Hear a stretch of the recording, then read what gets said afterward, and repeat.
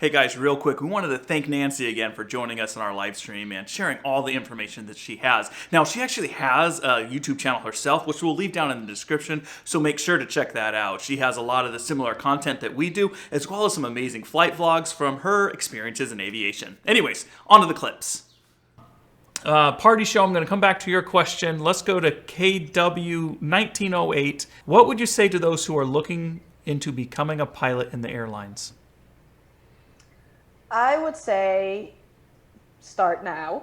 Start now. Because there is definitely, and when I started saying that I feel like it's 3-4 years before we're back into 2019 levels when the pandemics just started, I think I was a little too pessimistic at that time already. I mean, regionals are already starting to hire again. They are. Major airlines are announcing how many pilots they need per whatever year. United just announced they need 5,000 in the next 10 years. Absolutely. So there is so much opportunity out there, and well, I guess I'm just a positive person in general, and I do see an uptick, and I'm hoping that we're not going to regress back into where we were a year ago, right?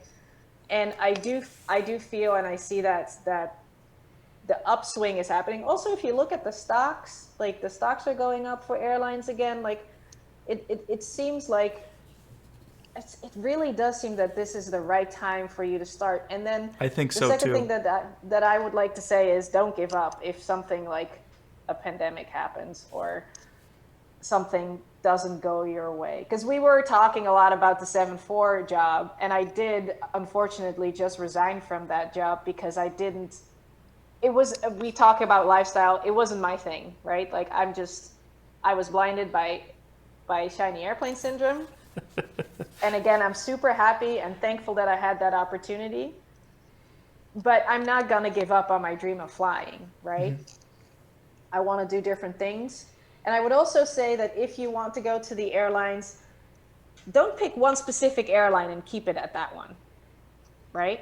There's some people that say, I'm going to go Delta and that's it. Or I'm going to go American and that's it. Keep your eyes open and think about what quality of life is good for you. Are you willing to move to your base if you want to go to let's say you want to go to American and then you have to take an American regional, right? And if that's Piedmont, then you have 2 base options, right? So think about these things. Which regional do you want to go to in order to get to where you want to go eventually? But does that match with where you want to live? Does that match with having to commute, crash pads, all that stuff? Because this was stuff that I didn't think about when I started my regional airline. I was just like, I wanted the specific regional airline where I started because of the training program. And I didn't really think further to, wow, now I have to commute, you know? Yeah, and that's totally fine. I mean, we all do that inside of aviation, especially since these types of things don't really get talked about all that much. You don't know until you're in it. People don't... Let's just talk about the Instagram pilots real quick. You know, they're sitting there, look how glamorous I am. Look at my lifestyle. And you don't realize the other side of what they're having to deal with. And the things that you were just mentioning are incredibly important when you're picking that career path.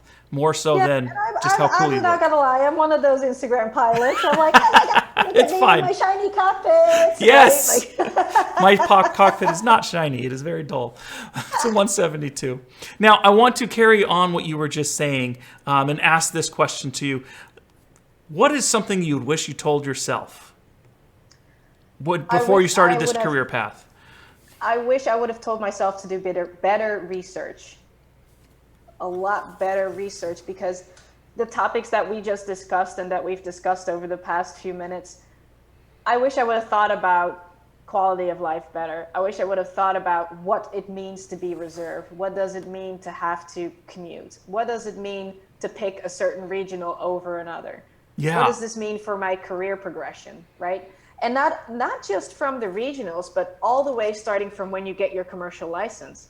Think about how would you like to build your hours? Like I just rolled into my CFI and I just happened to really like it.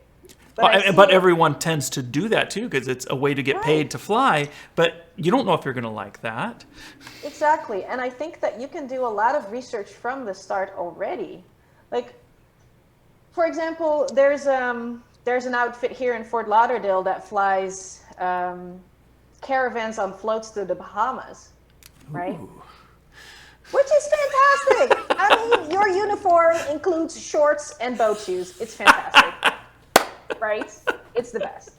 Now, if I would have thought about that as an option, then maybe instead of getting my tailwheel my tailwheel endorsement, maybe I would have saved up the money to go for a seaplane rating and then go do something like that.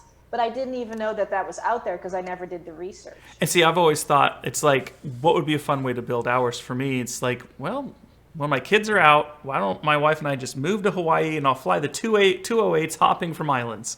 That sounds great. Sounds great. It's fantastic. Well, and I guess, yeah, that's what I would say. Do some research in what you really, really want to do. And also keep an open mind. Wholeheartedly agree with that. I try to tell people that when you start to look to becoming a pilot, just don't blindly run into it. Research, figure out what you want to do. What's your purpose? For me, it was flying recreationally. That's what my goal was. And now look what I'm doing. This is great. I rolled into it. But where am I going from now? I know where I'm going. I know what I want to do with my flying. But to really think about your career path, we're oftentimes blinded by, you're right, the shiny airplane. It happens, and some of them are very shiny. And I know. Wow. And that's just from a love of aircraft and flying and those things. We do put the blinders on sometimes, and we need to stop, take a breath, think about it, plot a course, plan something. I always encourage people, create a roadmap with your CFI. A roadmap as to what you need to learn, when you're going to be learning it, so that you not showing up to a lesson saying, what are we doing today? You're showing up to the lesson prepared, knowing what's going on, what's happening, because you're following a roadmap. And if you do that with your career, with any career, not just aviation, but since it's Aviation Channel, if you do that with your career in aviation, you'll be much happier, especially with the things you just talked about. Thinking about where you want to live, what you want to do, which airlines will work best for you, where they're even operating out of. Just things people don't think about when they're diving in. So thank you. Thank you so much for answering that. Now, hey guys, thanks for watching the video, and we hope you liked that clip from our last live stream. We're going to be recording live streams once a month from here on out and cutting some of those into more digestible pieces or clips and releasing them on the channel once a week. So make sure to head on over to our channel page to check some of our other clips out and subscribe while you're there so you don't miss any of the new ones. Anyways, share aviation wherever you can, and we'll see you in the next one.